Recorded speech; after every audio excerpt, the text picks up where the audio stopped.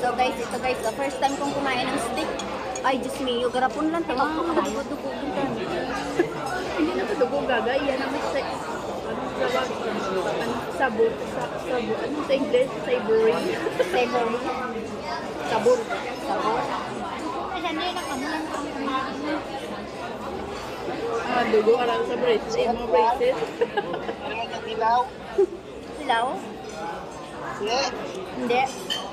Eh? Yan. Medium yan, medium. O, tingnan mo, oh. Dumuduga-duga yung dugo, oh. Yan, dugo. Mas yan.